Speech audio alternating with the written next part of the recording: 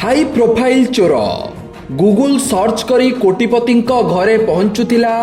राति अधिया कलाकना बुलाई चंपट मारुथिला।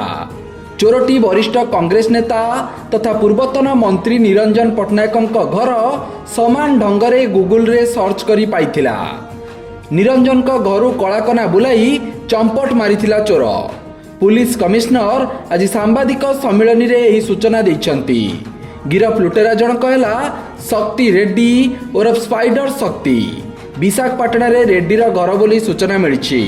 भुवनेश्वर डीसीपी कहते निरंजन पट्टनायक घर चोरी करिथिबा चोर को गिरफ करा जायछि। ता निकटरू चोरी अलंकार जबत करा जायछि।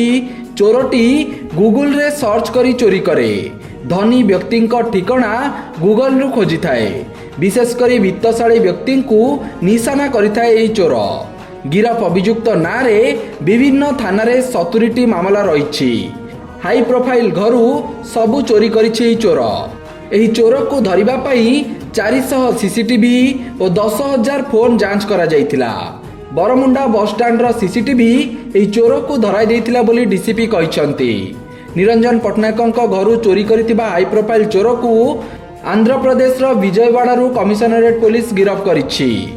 एथिसह चोर पाखरु चोरी सामग्री जबत करा जायतिबा सूचना मिली। आज चोर को ट्रांजिट रिमांड रे आनी पचरा उचरा करिबो पुलिस। चोरटी आउ केउंठी चोरी करिछि, चोरी जिनिस केउंठी बिक्री करिछि, संपृक्त चोरंक सह आउ केउ माने संपृक्त अछंती ए नै पचरा उचरा करिबो पुलिस। तेबे गत जनवरी 26 तारिख रे निरंजन पट्टनायक घरु चोरी होइतिला। चोरटी विलंबित राति रे निरंजन घरे पशी 2.5 लाख टंका कैश और 50 लाख टंकार गहना गांठी नहीं चंपट मारितिला। चोर को धरिबा पई कमिशनरेट पुलिस रो 3टी स्पेशल स्वतंत्र टीम गठन करा जायतिला। सीसीटीवी को आधार करी पुलिस जांच आरंभ करितिला। चोरटी बाहर राज्य रे थिबा जणा पड़ितिला। एथिपई 3टी स्पेशल टीम केरल, तेलंगाना और आंध्र प्रदेश जाइतिला। परे विजयवाड़ारू स्वतंत्र टीम चोर को धरिबारे सफल होइतिला। चोरटी किछि दिन तळे केरलर जणे व्यक्ति घरु 7 किलो सुना चोरी करिथिबा सूचना मिली। Bureau report Satyapath news.